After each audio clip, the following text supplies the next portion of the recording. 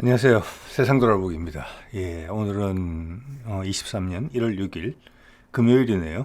뭐 다들 느끼시겠지만 이번 겨울은 유난히 추운 것 같습니다. 지난 10년 내에 10년 동안 제일 추운 겨울인 것 같아요. 그래도 오늘은 낮 기온이 최고 영상 5도까지 올라갔고 점심부터는 계속 영상을 유지했었어요. 그래서 한 달 정도 만에 제가 일주일에 보통 2번 정도는 타거든요. 짧더라도. 그래서 한 달여 만에 오토바이 그 배터리 충전도 해야 되고 그래서 타고 왔습니다. 짧게.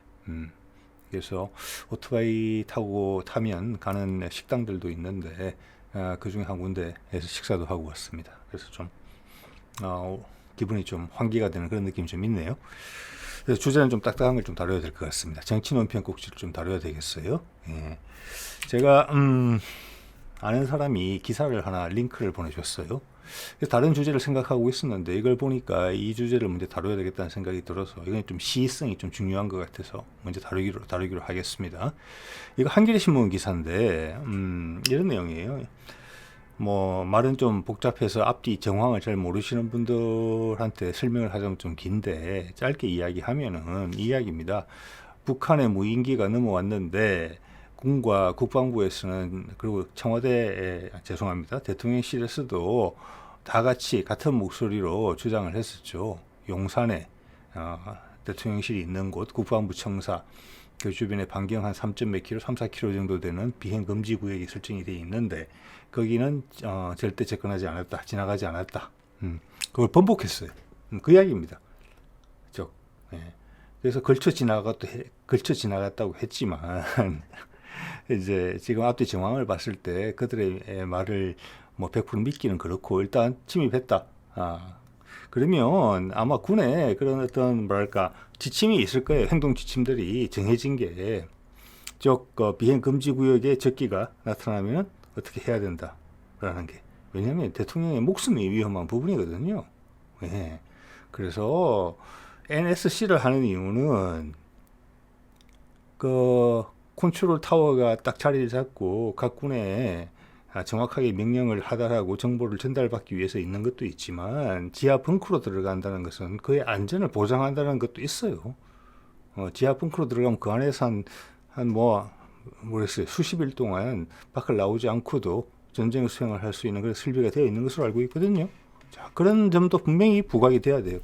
그래서 이걸 보면서 보도는 내가 내용은 알겠는데 언론에 생각하는 게 핵심을 자꾸 비껴가고 있다. 그리고 이것도 가장 중요한 내용은 비행금지구역 P73인가요? 언급이 잠깐만 한번 볼까요? P73 맞네요. P73을 들어갔다라는 게 엄청나게 중요한 사안이란 말이에요. 군의 대형 태세가 이 안에 들어갔다 그러면 완전히 달라져야 되는 부분이 있을 거예요. 군에서 이런 분야의 일을 하시는 분들 아마 느끼실 거예요. 저는 상식으로 이야기하는 거예요. 그래서 이게 쟁점이 된 거예요. 그래서 강력히 부인했는데 이걸 인정을 한 거예요. 그죠? 번복을 했으면 그럼 한겨레 신문에서 기사를 뽑을 때 비행 금지 구역이나 P73 이 두 단어 중에 하나는 반드시 제목에 들어갔었어야 돼요. 그게 핵심이니까. 그걸 때까지 부인해 왔었고. 왜냐? 적기가 그 안으로 날아오면은 우리가 해야 되는 행동 지침이 쭉 있었고 그들이 대응한 방법은 거기에 절대 맞지 않았기 때문에 그런 것이죠. 이제 그리 가겠죠. 자, 그런 것들을 지적해야 되는데 제목에도 그걸 언급하지 않아요.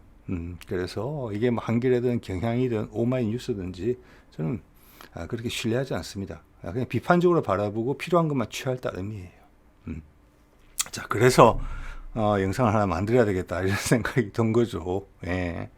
사실은 이 내용을 그렇게 제가 기분 좋게 작업하는 부분은 아니에요. 이런 부분은. 자, 그 내용을 보면은 이제 사실관계 확인을 해야 되니까 따옴표로 된 부분 이제 한번 읽어볼게요. 여기 단어가 또 중요해요.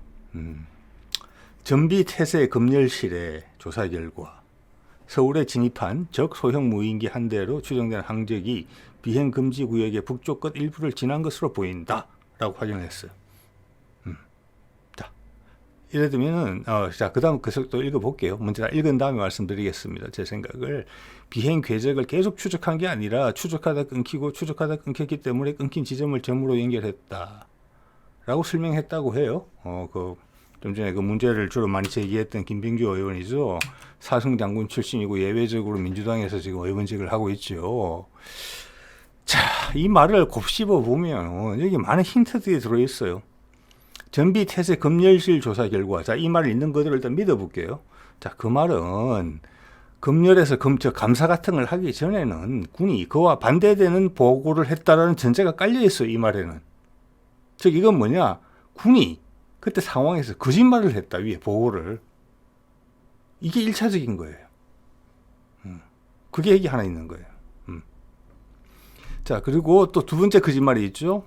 추적한 게 아니라 추적하다 끊기고 추적하다 끊겼기 때문에 끊긴 점을 점으로 연결했다. 즉 미상으로 불확실하다라고 표시해야 되는데 군이 제공한 자료에는 직선으로 확신을 가지고 제공했다. 이게 두 번째 군의 거짓말이에요. 자, 이게 원래 군에서 국회에 제출했던 자료예요. 1번의 항적이 그거죠. 직선으로 표시했어요. 직선으로. 쭉 확실하다는 거죠, 이게. 그런데 이게 3시간 동안 연공 침입을 했다고 했는데 이거 시속 100km라고 했단 말이에요. 뭐 시속 100km로 하면은 저 일본에 시작되는 한강 하구부터 용산까지 40km 정도밖에 안 돼요. 그죠? 그리고 이놈의 무인기가 들어오면서 뭐 관광을 하러 온 게 아니기 때문에 쭉 바로 왔을 거예요. 그리고 GPS로 웨이 포인트를 찍어서 온 것이기 때문에 속도가 변동이 또 이제 있었을 가능성은 없어요. 네.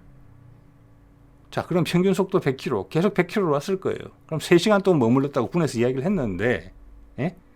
그러면 서울까지 오는데 30분이면 되고, 돌아가는데 30분이면 돼요. 이 그림대로라면. 그러면 서울 시내에 2시간 동안에 있었다는 거예요. 제가 그런 지적을 지난번 동영상에서 했어요. 궤적이 왜 이렇지? 네. 근데 이제 보니까 어제인지 뭐 오늘인지 모르겠지만 확실치 않다, 잘 모른다. 예? 이 지도상으로 봐도 용산을 지나가게 돼 있어요. 김병주 의원 주장이 그거예요. 이 그림만 봐도 여기다가 서울시 지도를 대입해 보면은 그렇다. 저도 그렇게 했거든요. 그래서 서울을 왕복하는데 이 진행 방식이라면 30km밖에 안 머물렀다. 서울 시내에서 30km면은 20분만 있어도 30km 가는데 그 2시간에 있었는데 보니까 그거 아니다. 이걸 이제 인정한 거예요. 그래서 이걸 이제 이렇게 바꾼 거죠, 그림을. 그러면서 걸쳐갔다. 예. 자, 이미 한번 거짓말을 했기 때문에 이 항적이 어떤지는 정확히 몰라요. 어디까지 알고 어디까지 모르는지 어떻게 믿겠습니까? 군이 말이 계속 바뀌는데. 또 누가 제보를 했든지 누가 핵심적인 상황을 찌르면 또 달라질 가능성이 높다는 거예요. 그래서 첫 보고를 정확하게 해야 되는 거죠. 저는 이 일을 담당하는 각 군의 뭐 사단장이나 어디 뭐 그 정도 실무의 최고 직위에 있는 사람들이 이렇게 거짓말했으리라고 보지 않습니다. 이거는 그 위에 선에서 갖고 노는 거죠. 예. 자, 이게 수정된 거예요. 그래서 수정된 거. 그래서 저도 처음으로 알게 됐습니다. 비행 금지 구역이 이전에 청와대에 있을 때는 반경이 8km였대요. 근데 지금 용산으로 오면 3.7km가 됐는데 저 안으로 날아갔다는 거예요. 자. 그러면 분명히 대응 방식이 완전히 달랐어야 되는 부분이 있을 거예요. 저때들 했으면 민간인 피해가 있더라도 격추가 우선이었을 거예요. 대통령의 목숨을 살리는 게 문제니까. 저 지역 안에는 적기가 등장하면은 대공사격을 해서 불가피하게 민간인들한테 데미지가 발생하더라도 그거는 우리가 감수해야 되는 부분이다. 김신조가 넘어왔을 때 군경들이 몇이 목숨을 잃었잖아요. 그런 상황일 거라고 봐요, 저는. 추측컨대. 자, 그래서 그런 것도 이어져 가야 되는 거죠. 자, 여기까지 다 공개를 했으면 언론에서 해야 될 일은 뭡니까? 그들은 정보를 가지고 있는 사람들이에요. 그래? 그럼 침입했으면 군이 어떤 대응을 해야 되라고 꺼내서 줘야죠, 찾아서. 관련자를 탐문해서라도 알려줘야죠. 그들이 모르면. 그거 안 하고 있어요. 언론의 방기예요. 책임에. 자, 그래서 제가 그려본 거예요. 이건 뭐 확실한 거 전혀 아닙니다. 2시간 동안 서울에 있었단 말이에요. 서울 시내에. 그럼 이제 군의 항적도 믿을 수가 없는 거예요. 그래서 걸쳐 지나갔는지 여러 번 지나갔는지 이야기할 수 없잖아요. 그들이 말한 거에 바탕을 두고 하는 이야기예요. 서울 시내에 2시간 동안 머물렀어요. 2시간 동안 아니면 시속 100km니까 200km를 운행한 거예요. 그러고 안전하게 돌아간 거예요. 네. 총알 한 발 쏘지 않고 서울 시내에서. 자, 비행 금지 구역까지 들어갔는데 총알 한 발 안 나왔다. 자, 이거 엄청나게 큰 책임 소재가 있는 부분이에요. 이거 당연히 국정조사감이에요. 예. 민주당 대통령이든 국민의힘 대통령이든 대통령의 목숨을 노릴 수 있는 부분이거든요. 예. 자, 그래서 제가 저 그림 궤적은 정확하지는 않겠지만 2시간 동안 200km를 서울 시내에서 채우려면 저렇게 움직였겠다. 그러면 지금 남북 관계를 봤을 때 뭐 딴 데 가서 놀았겠느냐, 비행기가.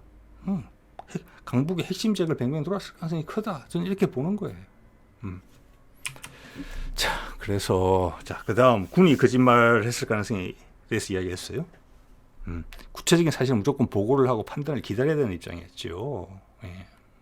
자, 그런 가능성 한 가지. 두 번째 가능성은 그림 속에 이 사람이에요. 국방장관이죠. 자, MBC 뉴스 캡처한 것인데 여러 번 이야기를 했어요. 국회에 나와서. 다시 말씀드리지만 용산 지역까지 온 것은 분명히 아닙니다. 그죠. 자, 그럼 두 가지가 가능해요. 몇 가지. 이거는 여러분도 아실 거예요.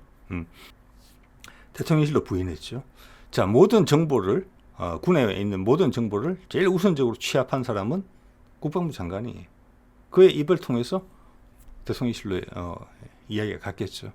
자, 그러면 군이 먼저 잘못된 보고를 해서 이 사람이 이런 말을 하고 있다. 내지는 군은 바른 보고를 했는데 이 사람이 왜곡해서 답변을 하고 있다. 본인이 총대를 맸다. 뭔가 숨기고 싶은 게 있어서. 이게 두 번째 생각할 수 있는 시나리오예요. 자, 그러면서 또 군이 내놓는 기사가 이런 게 있어요. 그러니까 다른 어떤 신문사에서도 이 사진을 좀 쓰고 있는 것 같은데, 이거 옛날에 들어왔던 거, 불시착한 거 우리가 주선 거거든요. 북한 거를. 그러면서 이종섭 장관이 하는 이야기가 뭐 군도 그런 이야기 하는 것 같은데, 영공 침투하는 무인기는 2m 크기로 무장이 불과하다. 이게 거짓말이라는 말씀드렸잖아요. 그러면서 사진과 기종도 공개 안 하면서 자폭 무인기일 가능성을 왜 배제하느냐.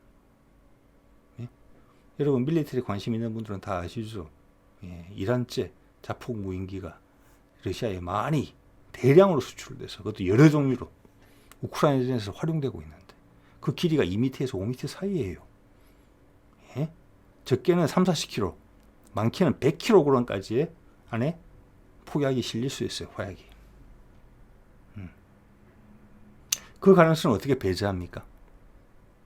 자, 군에서 거짓말 한다고 할 수 있어요. 국방부에서. 그리고 정부에서. 언론에서 제기를 해야 되죠. 이 문제의 심각성에 엄청나게 중요한 부분이에요. 이거. 이런 방법 없어요. 북한이 보유한 무인기가 어떤 게 있는 건지. 그런 탐구하는 기사도 없거든요. 차단당해 있는 것이죠. 그들의 호기심이 어느 정도 언론인으로서의 취재 열기가 어느 선에서 막혀 있는 것이죠. 그러면서 옛날 거. 그러면서 국민들의 마음속에는 당연히 이번에 온 무인기도 이거였을 거야 라고 생각하게 만드는 거. 이게 여론 조작이고 프로파간다죠. 네. 그러면서 뒤로 거짓말 하는 거니까. 이거하고 똑같을 가능성은 있을 수 있어요. 그렇지만 이게 자폭 무인기였을 수도 있어요. 네. 그래서 많은 곳에서 사람들 눈에 띄었죠. 사람들 눈에 이런 2, 3m짜리 비행기가 이것도 보시다시피 어떻게 보면 위장색을 칠하고 있어요. 하늘색이에요. 이거 큰 비행기도 고도 1km 넘어가면 소리도 잘 안 들립니다. 음속으로 나르지 않는다 하면은. 눈에 잘 보이지도 않아요. 큰 비행기도. 그런데 이런 게 사람 눈에 띄어서 모양의 윤곽까지 이야기가 나오고 삼각형이다. 그리고 시끄러웠다. 뒤에 헬기가 추적하는데. 이거는 몇백 미터밖에 안 되는 거예요. 네. 자, 그러면 그게 자폭 무인기였으면, 그리고 200km를 서울 시내에서 돌아다녔는데, 예? 버튼만 누르면 큰일을 낼 뻔했던 사안이었다. 이렇게 볼 수 있는 가능성이 충분히 열려 있어요. 그리고 하물며 비행 금지 구역까지 침입했으면 이거는 모든 게 적성기고 모든 게 무장이 돼 있었다고 전제가 필요해요. 그래서 제가 말씀드리는 거예요. 사진하고 기종도 공개 안 하면서 어떻게 이거는 무장을 할 수 없는 기체다. 당연히 무장할 수 없죠. 자폭 무인기는 작으니까. 대신에 기체 자체가 폭탄이죠. 예. 이것도 어떤 언론에서 다루지 않는 부분이에요. 저 군에서 이걸 모르고 있다? 절대 생각 안 합니다. 네. 자, 그러면서 한 길에 다른 기사 제목을 보니까 거기서 참 이거는 실망하게 돼요. 이 기사와 신문사에 대해서. 무인기 카메라 파악 못한 합참, 구글 어스 이상 해상도 못 찍었을 걸. 이거 어떻게 이야기해? 이걸 어떻게 알아요? 이건 두 가지가 있어요. 말도 안 되는 이야기지만 첫 번째가 이런 기사들이 저희가 뭐냐면 당연히 자 처음에 오면 이게 자폭 무인기일 가능성. 자폭 무인기라는 건 미사일이에요. 순항 미사일. 그다음 정찰기. 예? 이렇게 말을 하고 어줍지 않은 소리를 하면은 사람들 시각에 들어가 있냐면 기본적으로 정찰기라는 범주 내에서 이 내용을 비판하게 돼 있어요. 그게 사람의 생각의 한계예요. 그걸 이용하는 거예요. 자, 일반인들은 익숙치 않은 일반인들은 정보가 부족한 일반인들은 믿을 수 있어요. 근데 이게 기자라는 이름을 걸고 신문사의 이름을 걸고 이렇게 받아쓰기 하면 안 되는 거죠. 예. 언론과 기자의 핵심이 뭡니까? 비판 의식이잖아요. 비판 의식. 아무리 맞다고 처음에 울컥 생각이 드는 것도 돌려보고 해야 되는 거예요. 이게 뭐예요 이게? 받아쓰기죠, 초등학생. 자, 그래서 지난번에 보여드렸던 사진 한 번 더 가져왔습니다. 이게 이란이 러시아에 수출해서 우크라이나에서 활용되고 있는 카미가제 드론이라는 거예요. 이란 쪽에서는 그들의 이름이 또 있습니다. 여러분 보시죠. 저게 보이시죠? 저게 크기가 얼마인지. 예. 가장 긴 쪽이 날개 끝과 날개 끝이 2몇 미터, 길이가 3미터 정도예요. 예. 이걸 보고 2미터 넘기 때문에 무장이 불가능하다 이렇게 이야기할 수 있는 겁니까? 이건 무장하지 않았어요. 앞에 저 동그란 부분 저희가 폭약이에요.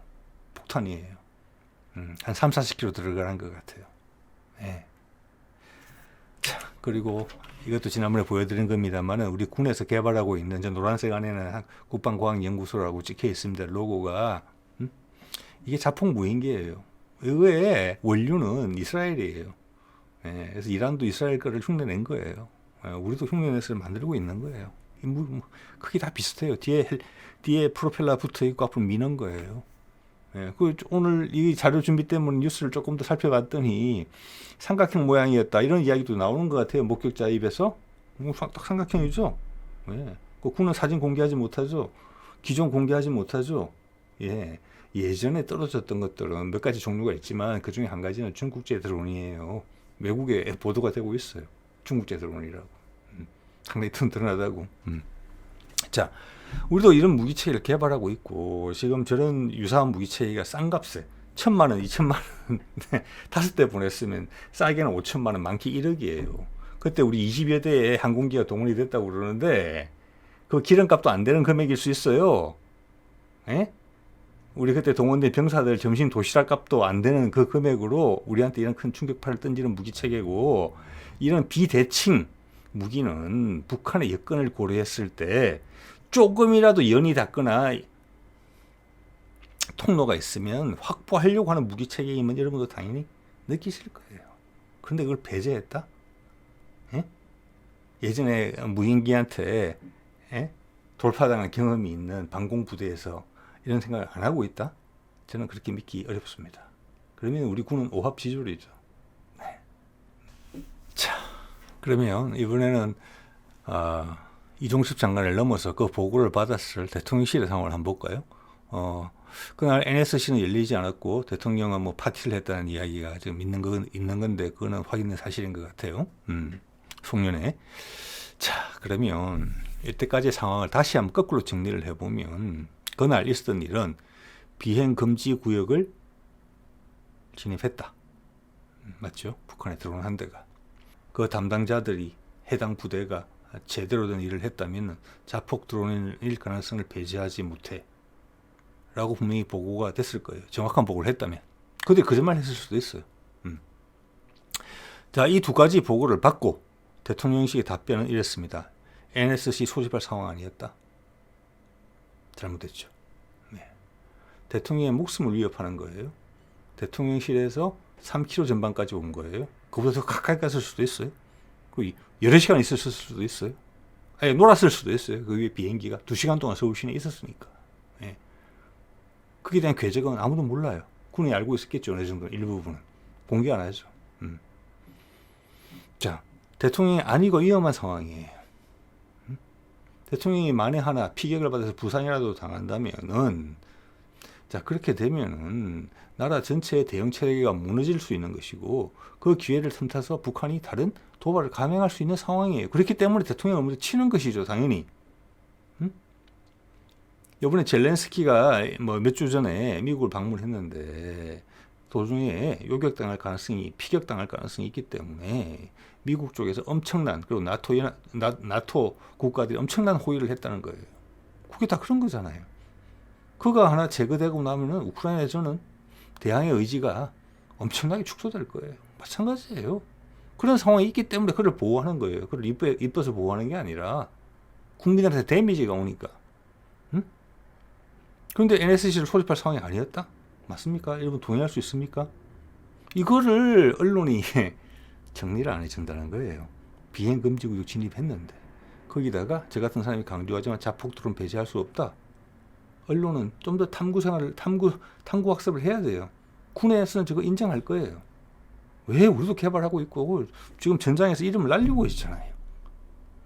많은 기자들은 접근하고 싶겠지만 애써 저 언급을 못하는 거예요. 왜냐하면 저는 핵폭탄급의 생각이거든요. 그런이 되면.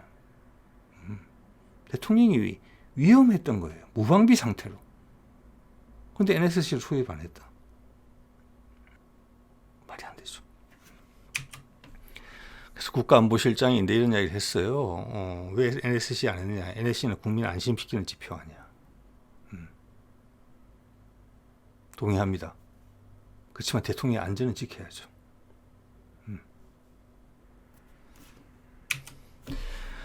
자, 또 이야기를 들어보면 군데군데서 몇 가지 이렇게 온갖 소리가 다 나와요. 군에서 진짜인지 거짓말인지 알 수도 없는 그런 소리들이 나오는데 그 중에 한 가지 귀에 걸리는 게 이런 소리가 있어요. 민간인 피해 우려해서 기관포 사격을 못해. 이거는 지난번에 저도 언급했던 내용이에요. 만약 적기가 200m, 300m 상공으로 왔으면은 대공 부대에서 상당히 갈등을 했을 수가 있었을 것 같아요. 뭐냐, 너무 낮으니까 지상으로 직격탄이 날아올 수도 있는 거거든요. 예. 그렇지만 그때도 제가 이제 말씀을 드렸지만 그래도 이게 서울 상공에 등장해서 대통령한테 위협이 될 수 있는 상황이면 위험 부담을 감수하라는 게 그들의 부대의 목적이에요. 그들 지침도 그럴 거예요. 서울 시내만 들어와도 그런데 하물며 비행 금지 구역 안에까지 들어와서 배회를 했다 그러면 당연한 거죠. 이거는 명령을 받지 못했다라고 밖에 말씀드릴 수 없습니다. 제 상식으로는.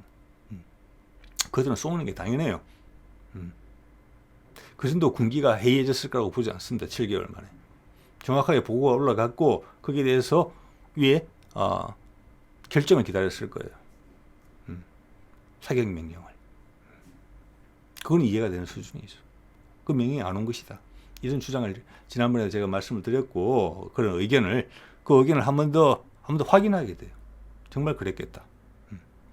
또 하나 군에서 나온 이야기들을 보면은 이게 제가 신문 기사에서 본 것 같은데 헬기보다 너무 느려서 격추를 못 시켰다. 이런 말이 있어요.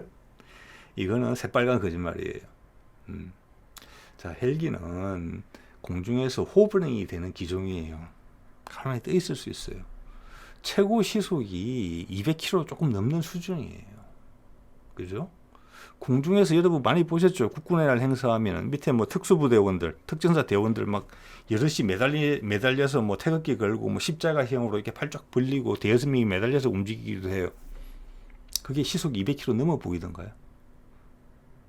그래서 시속 200km 넘는 상황에서 여러분 팔 이렇게 벌리고 있을 수 있겠습니까? 절대 아닙니다. 제가 오토바이를 타봐서 알지만 150km만 넘어도 조금의 공기에 앞에 페어링에 내 몸이 가려지지 않으면 바람은 엄청나게 강합니다.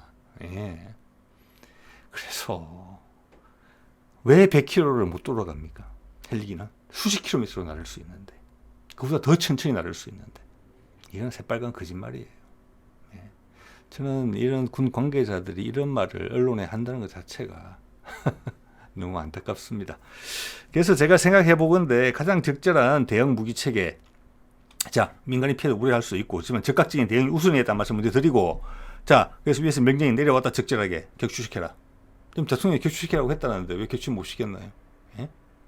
어떤 분이 답글로 한번 하셨더라고요. 서울의 방공망이 1km 간격으로 있다고. 이해됩니다. 왜냐하면 20mm 발칸포의 사거리가 유효 사거리가 2km 정도밖에 안 돼요. 그래서 저도 말씀드렸죠. 서로 겹치게 돼 있다고 사거리가. 그럼 1km죠. 빌딩 상공에도 다 있고. 자, 그러면 저기 200-300m 고도로서 왔다. 그러면 가장 좋은 것은 신궁이에요. 신궁 다 있습니다. 예. 신궁은 고도가 3.5km까지도 타격할 수 있고, 이거는 하나 좋은 것이 피해라는 부분에서, 우발적인 피해라는 부분에서 유리한 부분이 목표물에 빗나가면은 자폭 기능이 있어요. 자폭을 해요. 그냥 자폭을. 예. 그래서 이거 한 발 딱 쐈으면 상대방은 100km로 회피 기동을 하는 것도 아니고, 그리고 뭐 그 앞에 거기 뭐 저기 뭐죠? 탄소 섬유로 만들어져 있어서 레이더에 잘 안 잡힌다 이런 부분도 있긴 있는데, 그게 얼마나 큰 영향을 미치는지 모르겠지만 우리가 모르던 사실이 아니거든요. 우리도 다 그런 식으로 무인기를 만들고 있기 때문에. 그거는 이게 신궁은 열추적 미사일이잖아요. 거기 엔진이 달려 있잖아요. 몇십 마력짜리든 몇백 마력짜리든 열이 나와요. 싼 무인기예요. 열 차폐 같은 거 하지도 않아요. 그리고 뭐 플레어 같은 거를 막 쏴가지고 회피 기동을 하지도 않고 미사일을 힘들게 하지도 않아요. 응? 딱 뭐냐면은 우리 서해안에서 태안 같은 데서 이렇게 실사격 시험할 때 모형기로 올리는 거 있죠. 이렇게 깃발 달고 날아가는 거. 딱 그거예요. 예? 이거는 평소에 명중률이 70%이던 미사일도 95%가 나오는 그런 목표예요. 안 맞으면 폭발될 거죠. 그거를 그 순간에 수십 분에, 수시간에, 몇 시간의 시간이 있었잖아요. 명령이 바로 왔다면 다 타격하라고, 격추시키라고. 그걸 현장 지휘관들이 그거를 생각 안 하고 있을까요? 그건 아니죠. 네. 자, 그러면 누가 거짓말을 하고 있나? 오늘 마지막 슬라이드입니다. 예. 자, 오늘 한번 정리하는 셈이죠. 자, 전비태세 검열실 조사 결과 P73을 통과했다. 비행금지구역을. 자, 이건 어떤 뉘앙스를 갖고 있느냐면은, 그때 당시에 군에 거짓 보고를 했다. 이거예요. 자, 이제 여러분 상상력이 좀 필요해요. 그럼 군이 잘못한 거예요.